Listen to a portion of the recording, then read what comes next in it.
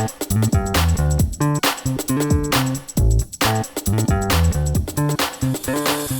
and welcome back to Your Property Podcast. Today we've got Rosalia Lazzara-Tilley with us, and it's great to have you on with us. Rosalia, how's it going?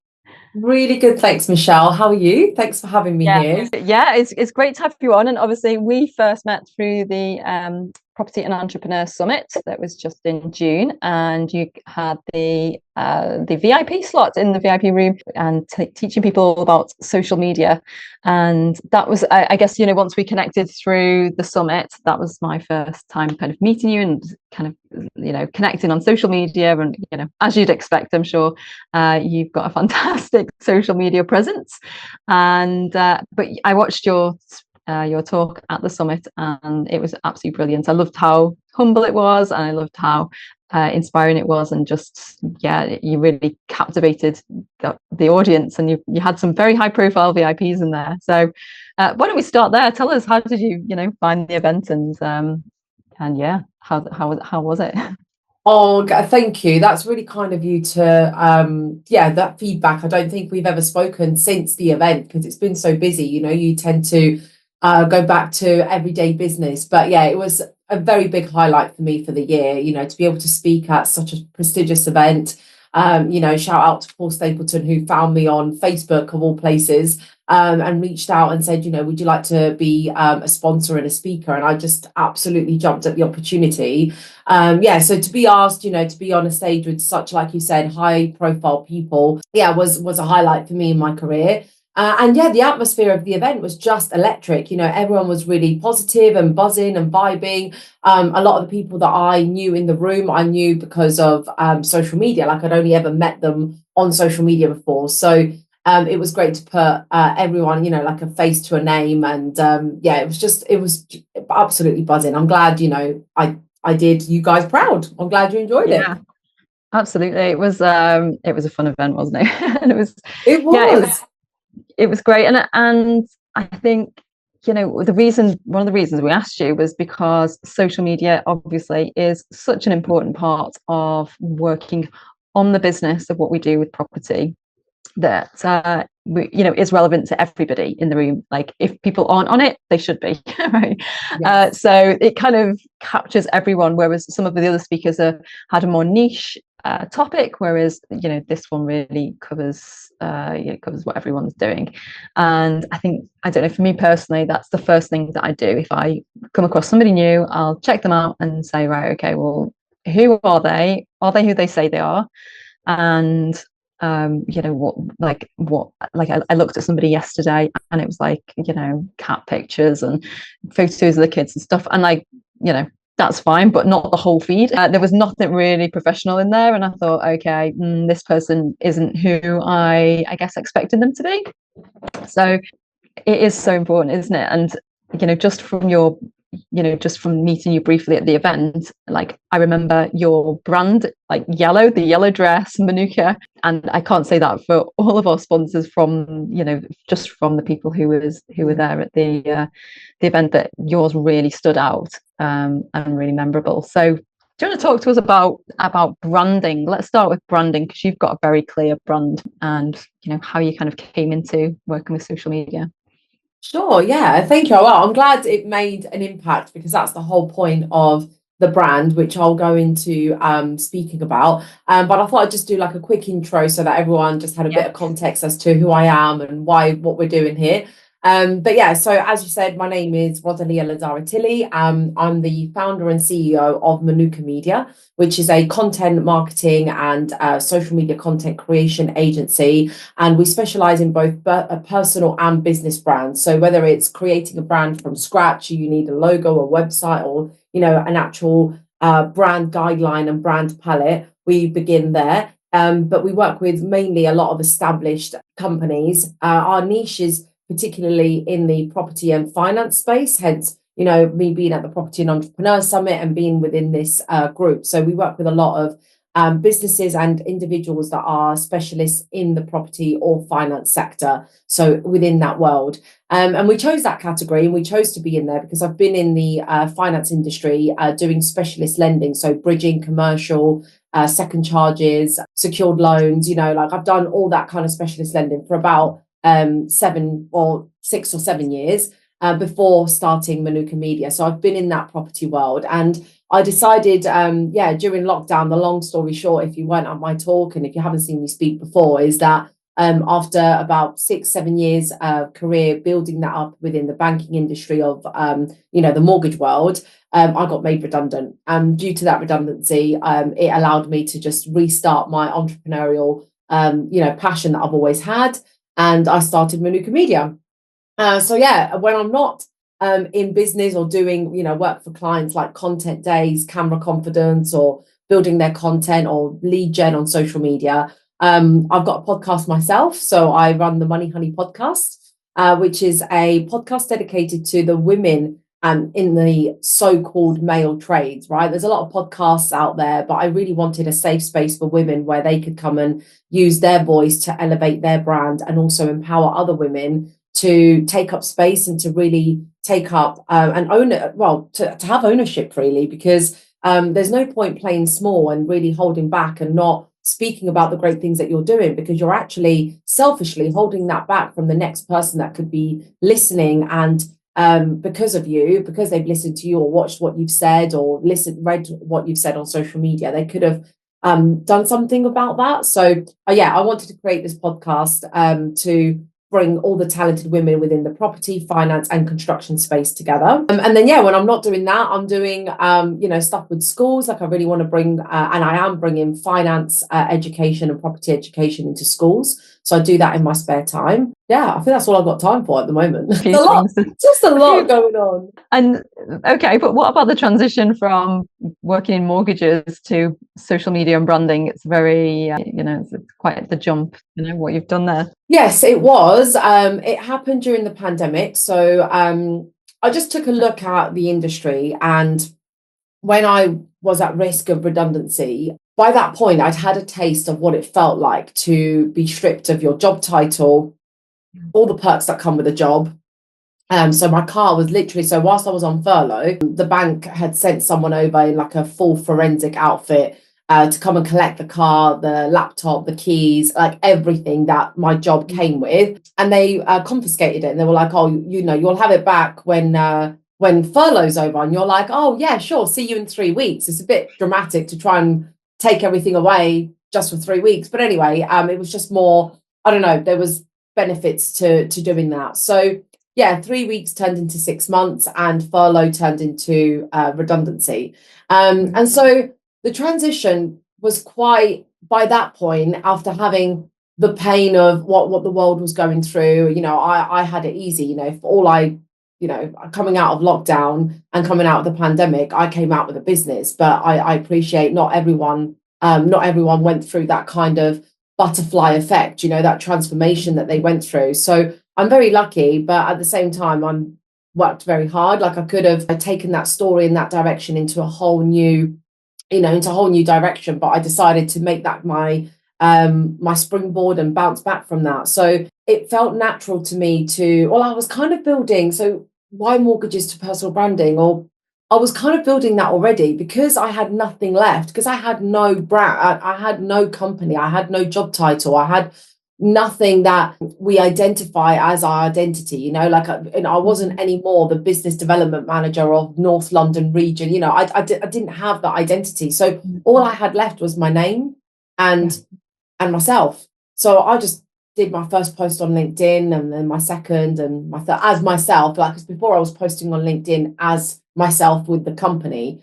But I just one post after another, and I realized that I was actually rebuilding my identity, and I had everything that I needed in my toolkit. Like all I needed was an internet connection and my phone, and I was just posting on LinkedIn, and all of a sudden I was attracting an audience, I was attracting engagement, I was attracting followers. And then these people were like, how are you doing it? Can you help me? And I was like, we're going through a global pandemic. Is the only thing you're struggling with is posting on LinkedIn? I was like, surely that's not something that, and I just took it for granted that people had that barrier and that block towards social media. And I was like, I can help you. That was it. Wow. What was your first post about? So you'd gone from, having this loss of identity of the work and kind of what you did, to going out on your own. So what did you write about? That's a really good question. No one's ever asked me to look back and think about that time, but I remember it so well because we were strictly told, because I was already quite good at LinkedIn when it came to like talking about like what I was doing at work. Like, oh, today I've met with a commercial broker, or today I've met with a property developer. Look at what we're doing. So I was already doing that, and people thought that I was like, I don't know, reinventing the wheel. But that was just like everyday business. I was just like, yeah, I'm on LinkedIn and I'm just documenting my journey.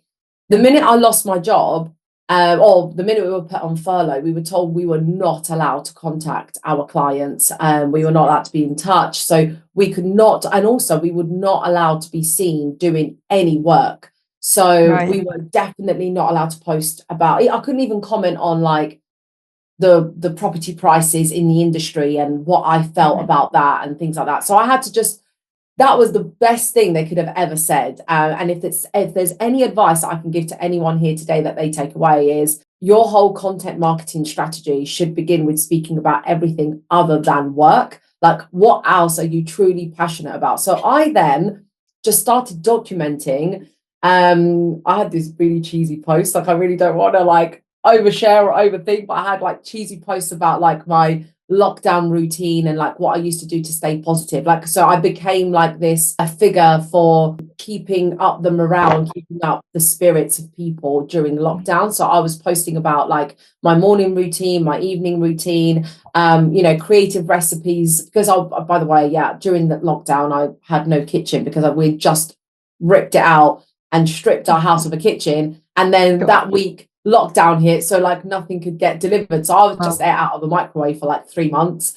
So yeah, I was just posting about that positivity, and then because I had no work to do because I wasn't allowed to work, I was posting about the charity and volunteer work that I was doing.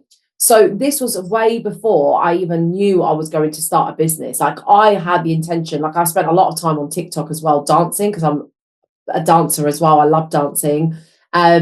And so I was doing like all the TikTok trends and dancing on all of them. And I like accumulated, at the time I was famous, I had like 12,000 TikTok followers within 3 weeks. So my, like, what I thought was going to be furlough was just invested in like dancing on TikTok, which was like the biggest waste of time. I cannot tell you, like, looking back now, that I closed that account down, and obviously it's not the audience that I want. They were obviously following me for different reasons. But yeah, I was just posting about my everyday life. And then one day I remember, I think it was either on the 7th or 20th of September. But anyway, it was like one of those dates that was quite memorable. I posted my first ever like formal video.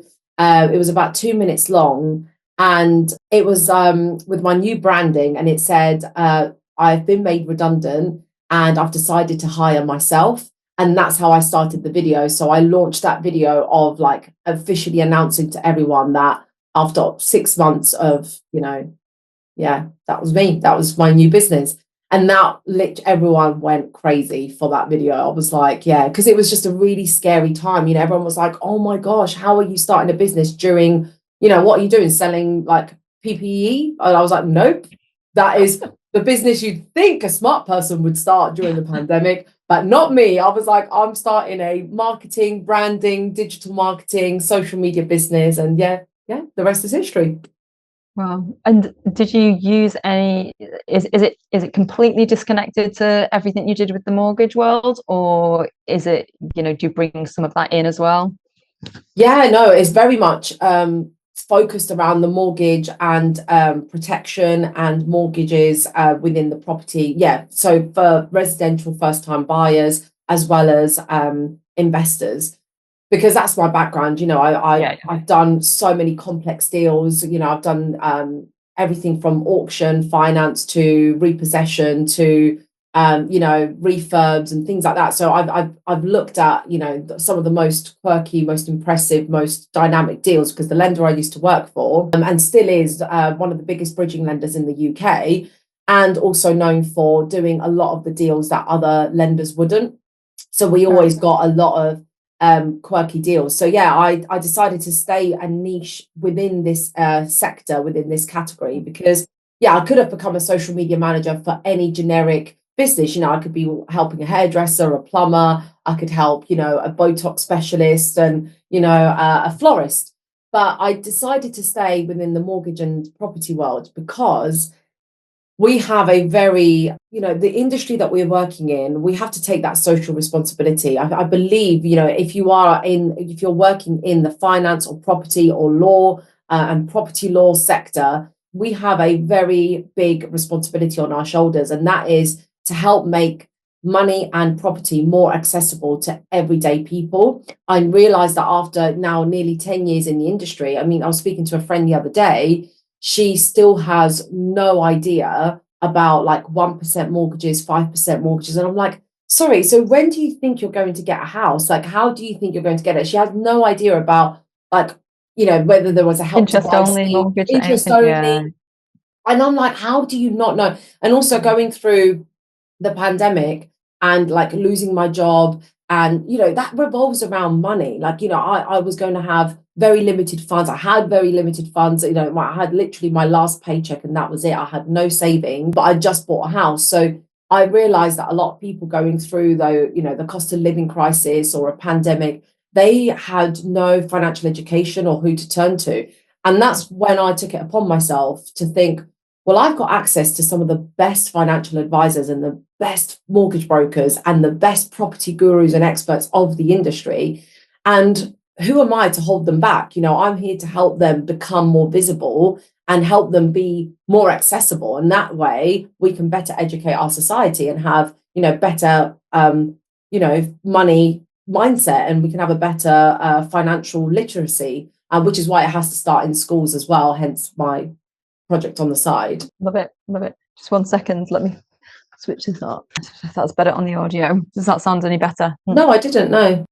Okay, so let's carry on. So working with schools, working with the you know, the mortgage world, how do you make the most of your brand within that world? Because there's lots of things that you could do, and you could be spending all your time just like on TikTok or whatever, trying to get a new audience, right? Or you could be spending all your time writing LinkedIn posts or recording videos. How do you decide which are the most effective ways to maximize the branding? Oh, yeah, that's a really good question. And it never changes. It's never the same answer every time. I have very consciously chosen to, well, the thing is, my agency is very much a done for you service. So what I didn't do was become famous first and spend all my time in becoming famous and like viral, and then go out and be like, look, I've got 1 million followers on Instagram. Let me teach you how to do it. Um, from day one, I've been busy with clients, helping them get themselves out on social media, and then myself last. So I'm always leaving, even though I've done quite well out of LinkedIn and, you know, events and speaking and things like that. My goal was always to help my clients first and say, right, get their content sorted. So I'm spending a lot of time building other people's audiences, other people's content, and other people's work. And then when I have time, I do my own. So if you notice, most of my clients have better videos than I do, because I literally just pick up my camera phone and just stick a camera in front of my face and just do the bare minimum. I don't even want to bog my team down with editing my videos because they're too busy editing my client videos. So I just end up doing like the bare minimum on my own work. Which works for me because I've been building it for a really long time, you know, 4 years back. You know, I've built up my digital footprint, I've built up an algorithm, I've built up a following, whereas those who are starting out fresh from day one, they're going to need a lot more of my hands-on support. And then I can just do a reel at the end of the day, no problem. I'll just do a couple of minutes. So yeah, I really have to focus. My marketing is around them first, you know, and really tailoring every bespoke plan that I do for them. And it could range from anywhere from, like, we're doing stuff with you know, local community, right the way through to industry events and PR work. So some of them are really trying to scale on a national basis, and so they want to do like more ads, and others really want to just build up a community, like with, you know, mums, for example. And they're like, actually, I want to provide more financial education and literacy for working mums. And so those are the kind of relationships that we're building for them. So yeah, my marketing is first and foremost, it began purely just on LinkedIn. Like I literally just became the queen of LinkedIn. Not that there's a queen or a king out there, but you know what I mean? Like for me, in my world, I was like, right, I'm just going to master LinkedIn because I knew that that's where my ideal customer was. Mortgage brokers weren't very active on social media in the first place. So to try and dance for them on TikTok or Instagram wasn't really going to be very helpful. So actually, that's when I realized, oh, okay, TikTok was like the biggest waste of time for me at the time because there was no one on there that I needed. But LinkedIn was and still remains to be, the strongest platform for me to attract my ideal clients. But now diversifying into that property space and really helping more people in property, or like a property lawyer or a property accountant, I realized that Instagram Instagram and Facebook is a good platform for that category of people as well. Right. And so you when you work with the done for you clients, I guess you map out like a plan for them, but do you also give advice for people who are just starting out? Because I'm thinking, okay, that's, I guess people need to be at a certain level where they can afford the done for you service. But for people who are listening today, and they want to get started in social media, or they want to, they're kind of dabbling a bit and they're on LinkedIn, but they're not really, using it properly. What would you say are like 3 things that people can do to improve their presence, their brand, or just get started? Okay, so if you're starting out, I was there. I didn't have any money to hire and do any done for you. I couldn't even pay for Canva at the time, right? So like to Canva's £10 a month, guys. And I did not have those funds. It was a really, really, really scary moment. I had a mortgage on my shoulders, a fresh new home with no kitchen. So we had put all our savings into this house. Yes, my partner, now husband, he was working relentlessly, but he still, his paycheck was still his pay. When you make your life around like both our paychecks, right? So, and I was still surviving on just 80% of my salary. But luckily, lifestyle was a bit different then, so we weren't spending as much either. But then when it come to starting out my business, I only had 2 months of redundancy pay. So I was paid, made redundant in that September. And so my paycheck would only last until December. So that's all I had. Like I had no credit card, no savings, nothing. So by December of that year, I would have to either replace my full-time income with business, leads, or I would have to just get another job, because, my last resort was just to never have to ask my partner, like, can you cover us? And so what I had to do, which comes back to, your top tips, because I couldn't even afford to buy my own laptop or Canva, like I said, or anything like that, is first and foremost, are you absolutely sure of who your ideal customer is? Do you even know who they are and what they look like? Because I find that a lot of people just want to be everywhere because they're actually nowhere. They don't really know where they want to be. So if you're trying to do a little bit of TikTok and a little bit of Instagram, and then every now and again you go on X, and then you go to a random networking event for like 3-4 hours, hoping to come back with a business card, you're just spreading yourself so thin. And you really want to be taking advantage of these platforms that are still free to play. Most of them are still free to play. So you've got a 24/7 networking opportunity online on your phone for free that you've got access to. So pick one platform, I would say. If you've got limited funds, limited resources, and limited time, like we all do, pick one platform where your ideal customer is definitely playing full out. Like, that they're active, that they're engaging on that platform. Secondly, you want to be posting depending on the nature of that platform. So if you've chosen to go on TikTok, right, because that's where your ideal customer is, and you're going to have to post about 5 times a day. You're going to have to keep trying and failing until you, like, failing forward, keep trying the next video and the next video and the next video. And even when that one video, you've got 17,000 views, or it gets to 11 million views, that is not the end of the journey, because your next one will be like 300 views. So you're just going to have to commit to posting every single day, like every day. Like LinkedIn, you'd be posting once a day. Absolutely guaranteed once a day. So, Instagram, you're going to be having to post a lot of stories and engaging with people's stories. But also the trends on Instagram can change all the time. So whatever platform you choose, just make sure that you have become a master of that platform and that you're posting at the consistent times that they want you to. Like right now, at the time of recording this, the best Instagram trend that right now seems to be working. But how do you make that applicable for yourself is a different story. But it's the one where you send reels to people. So you know how like you find something funny, you're like, oh, I'm going to send that to my friend, I'm going to send that to my husband. So that's what the algorithm is enjoying right now. It's enjoying people sending. But then it's like, oh my gosh, how do I make that relevant to my industry now? How do I make people send my reels to people? So you're really going to have to master the content creation of that platform, but try not let the first post just be perfect. That's why people might think about hiring myself or someone else, because they're like, oh, Ros will just do the content. It'll be really slick. It'll be really beautiful. They'll edit it really nicely. The lighting is amazing. Then you post it and you're like, right, why am I not famous? Why is it that after, so you're never going to be famous after one video. So just keep going with the next. And then the third thing, so one, pick a niche. Two, pick the platform and master one platform that you absolutely know that your ideal customer is on. And then number three, engagement. So it's all well and good you posting on that platform and wanting all the glory and the likes and the attention. But what about others that are doing the same and want the same? You're actually going to get free advertising. Your name is going to be seen in more places if you engage with other people's content. That's really the challenge. That's the hardest thing that I even to today find and struggle to find time to sit there and engage with other people's posts.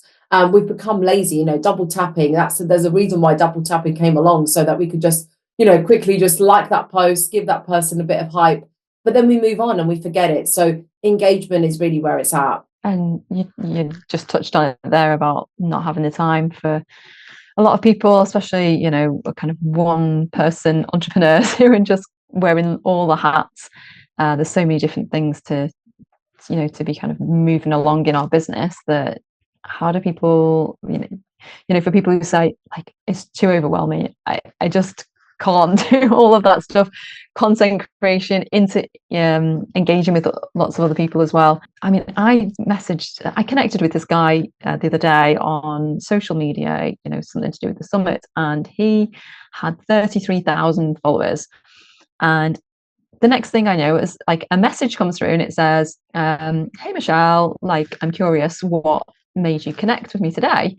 And I was like, this must be an automated message, right? But I just thought, I'm gonna just reply anyway. So I just voice noted back saying, I know this is an automated message, or maybe it's one of your like assistants writing this, like, but this is the reason why I connected. And then he like replied with like a personal reply. And like, first of all, how on earth would you manage all of those conversations? And why would you initiate a conversation with like a random follower? I mean, how you could manage all of that, I don't know. So the question is like, is it worth it? I suppose, because I guess that's what you're going to say. Like, it's worth it because you just have to. That's the only way you have to do, right? Yeah, so that's exactly what I even to this day, and I took this, I knew that I was doing the right thing when I went to, well, I knew I was doing the right thing, firstly, because I was getting leads and I was getting business out of it. I was doing it harder, much harder and faster in the early days. Like, if you're saying you haven't got time, then good. That means you're busy. It means you must be happy with your leads. Your business must be flourishing. Then why would you do it? So if you're that busy that you can't even bear to think about new business lead generation, congratulations. You're one of the very few business owners that actually isn't worried or thinking about where's my next lead going to come from. So if you've got no problem with that influx of leads, then you don't need to do this. But if you're a business owner that is thinking, I've got good business, or I need more business, or where's the next business going to come from, or then it's all about making new connections and speaking to people. So I don't see how you cannot spend at least 10 minutes or 20 minutes a day on these platforms where you've got access to free people. Like your whole business is based on awareness and visibility. The more visible you are, the more aware people are of your service, the more people are then going to be in that consideration phase. You know, first they become aware of you, then they start to consider, are you the right person for me? But we've got to instigate. So this is why, you know, if you go on the high street and you're going to choose, you're in a new, like you're in Europe, okay? It's a new city, it's a new town. You know, you've got a row of restaurants and you're like, oh, where are we going to eat tonight? Do you go to where the queue is outside, or do you go to where like the restaurant is absolutely dead, empty? And you're going to say, well, if that's empty, it can't be any good, right? Yeah. So that's the whole psychology behind our social media activity as well. If you're not saying hello and you're not engaging with your followers and you are not posting any content, then my shop, from the outside looking in, your shop looks really dead and boring and empty. Why am I going to engage? Why am I going to walk into your shop? And speaking of walking into the shop, what's the most British thing that we all do? We walk into a shop. Can I help you with anything? No, I'm just browsing. Don't talk to me, please. Don't make me aware that you are here. Like, I don't want to talk to you. So that's exactly how we feel. But actually, we do need to instigate that conversation. And I still do that to this very day. And people think it's a bot, but it genuinely isn't. I have used a bot before. I'm not going to lie. I absolutely have. But that was a while back before it became like so overused and abused. But now I literally send something to, what I find funny is I message someone, Michelle, and I'll be like, oh, hi, Michelle. Thanks for connecting with me. How are you? And I get this. A thumbs up. And I'm like, who communicates like that? Like, if you think that this is a bot and you've just replied with a thumbs up, like, you wouldn't be, I wouldn't go up to you in a networking event, be like, oh, hey, how are you? Here's my business card. And then you're like, cheers, and walk away. So yeah, I think people have like become more lazy at communicating and talking and interacting on social media, which is a sad thing, because at the end of the day, we've always said people buy from people they know, like, and trust. But we're starting to become less likable.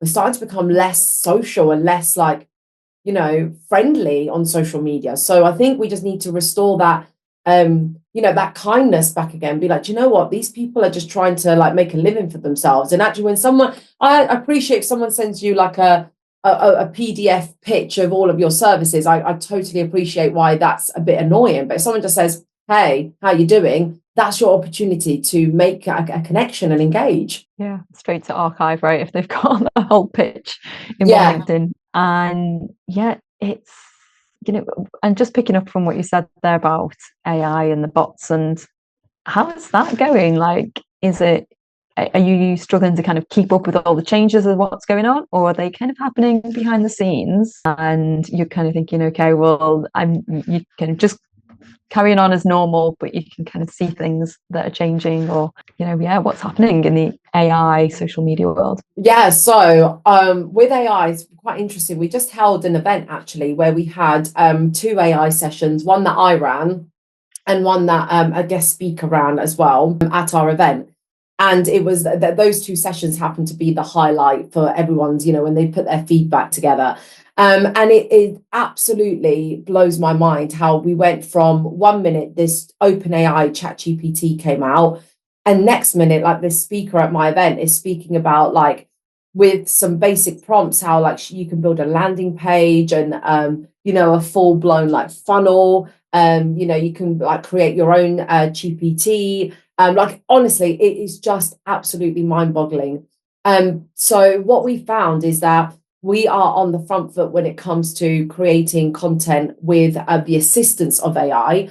But what I've now started to find is that we're going to have to go through a phase of, like, obviously there's been new startups and techs and AI specialists who say we can create this and that. But what's ended up happening is we've now got an influx of new technology, new software, new tools that we can use in our business. And, some of these are free, some of these are like £5 here, £10 there. And I feel now that the new overwhelm is going to be, which one do I use? How do I manage all of them? How do I learn how to use all of them? Because it's all well and good actually, having a bot that manages everything, but you have to learn how to implement it, set it up, schedule it, and you have to learn how to use it. So like when Canva came out, it was a revelation. It was like, oh my gosh, I don't need a graphic designer. Graphic designers out there, I don't believe that. If you're listening to this, I absolutely do believe in you still. I do still have a graphic designer in my team, because that human touch will never be replaced, in my opinion, at the moment.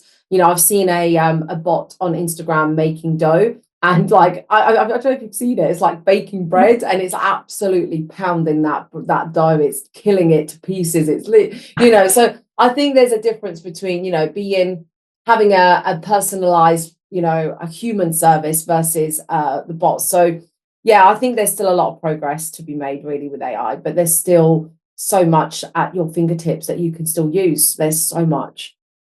Yeah, I think they call it human in the loop, don't they? You need a human, like if you're, as you just said before, the AI to assist you in what you do. Actually, you need somebody to check it or somebody to make it like more human.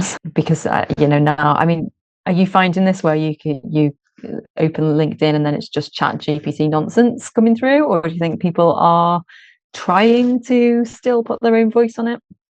Yeah, I think we are noticing a lot more structured posts. Like we're noticing on LinkedIn that people are using ChatGPT. Even if you put your own post into it and say, "Can you add emojis and structure?" Because I think it's helped a lot of people who perhaps were struggling before with what to say or how to write or how to, eloquently put a post together, which, to be honest, didn't need to be eloquent in the first place. I think that's what we're trying to say, is that in the first place. But then I think you then look at other people's content and how they've structured like the hook, which it is key. But I don't think ChatGPT knows how to do that yet. Like that's the difference. It's like ChatGPT knows how to structure a post from start to finish, with a beginning, middle, and an end.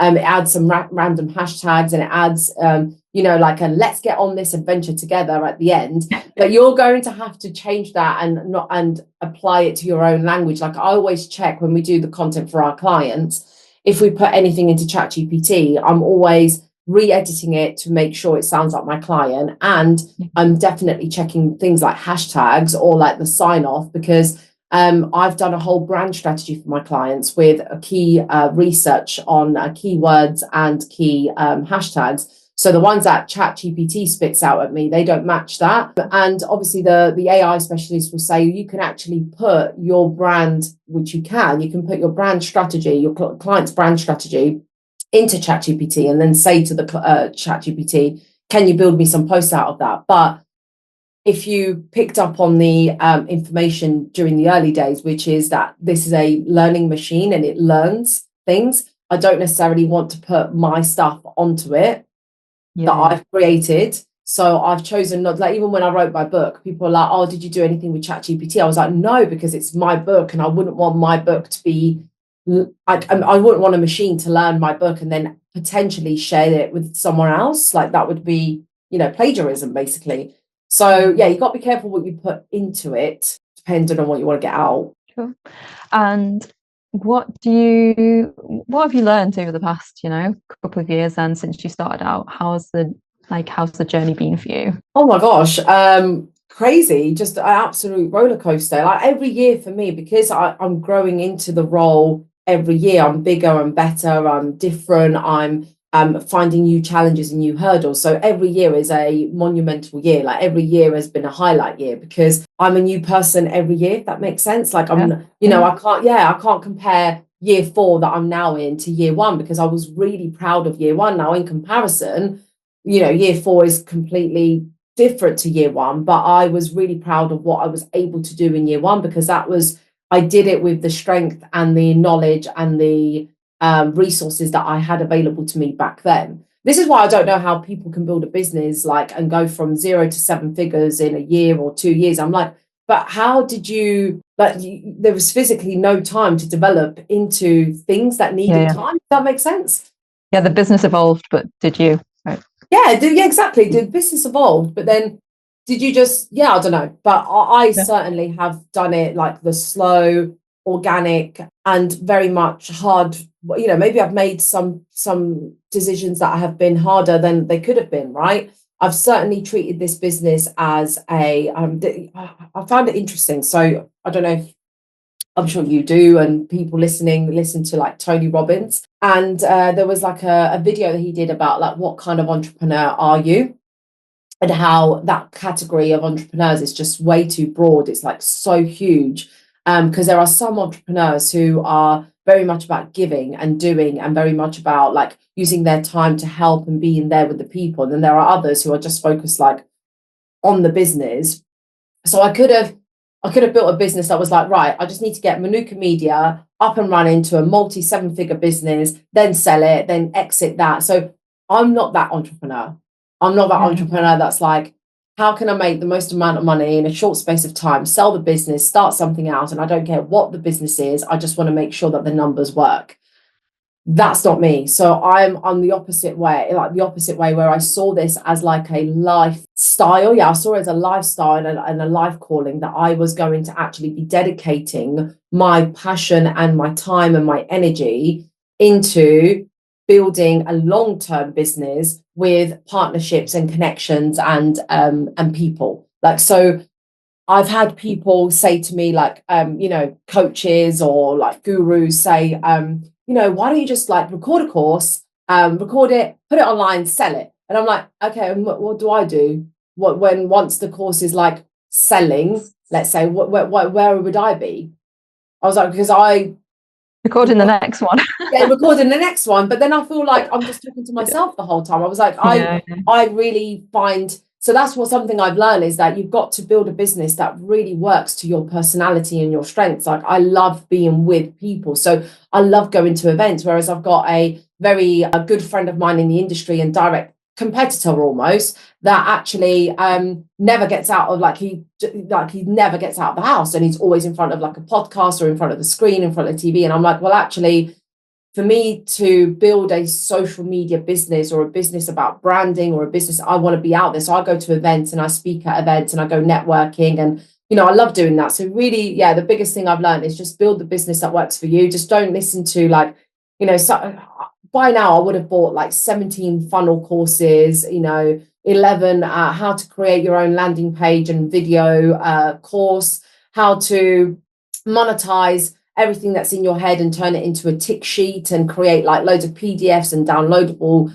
gadgets. But yeah, that just doesn't work for me. I'm not that remote and that automated. I'm a bit more hands-on.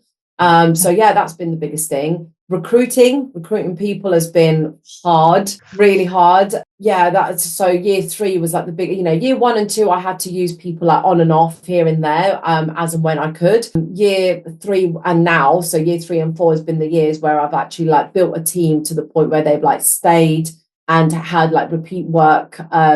So yeah, it's been a challenge trying to find the right people to work with, for sure. And what's been the highlight of the journey so far? If you had to pick one thing that's really stood out. Oh gosh, one thing. Oh my God, that was really hard. Right. Well, some things haven't quite happened yet, but like, for example, so one big thing I guess is the book. Having a number 1 best-selling book on the shelf is pretty monumental. Like, everyone always wants to write a book or thinks about writing a book, and I thought, will this ever happen? And then when it actually happened, and then it became a number 1 bestseller in about, I think it was like 7 categories, like number 1 in 7 categories, and number 16 in the whole of the UK like book charts, like across all categories. So I was just like, I don't know how that is even something that I can put down as something that I've done. So yeah, that was pretty special. I really enjoyed that journey, and the reaction that people had from it. It's just still surreal when I log into a social media platform and someone's like on the train saying holiday reading, and then they've tagged me, and I'm like, oh my God, they've got my book in their hands. That's so weird. Or like, I think about the people at Amazon Depot like packing my book, and I'm like, that's just so like weird. Like, yeah, I love it. Brilliant. Oh well, I think that's a good place to wrap up. We've covered lots today and lots of inspiring stories and lots of nuggets to take away. So where can people find out more about you? That sounds like a really silly question. Yeah, pretty much. I mean, I'm mostly active on Instagram. Like, my favorite platforms are Instagram and LinkedIn. But obviously, I said on Spotify, there's the Money Honey podcast on there. We do have our own events coming up in the future. We've got another one coming soon. So if you did want to get onto that, probably get onto the mailing list through the website. Try and get yourself registered on the newsletter so that you can be kept up to date with any events that we've got running, any events I might be speaking at, because I know I'm going to be doing more stuff with you guys and Paul and stuff. So if you know that you want to follow around and come and network together and and hang out, that's the best place. Yeah, it's a small world, isn't it? Property world. Yes. So great. Okay, we'll put links to all those in the show notes. But thank you for your time, and no doubt we'll be seeing lots of you, across the socials, and looking forward to seeing what happens next with you. Thank you. Thanks, Michelle. It's lovely to be here. Right. Well, to everybody else, thank you for listening to us. And as ever, if you would like a free copy of your YPM magazine and our new membership, then click the link in the show notes for your 30-day free trial. And we'll see you next time, guys.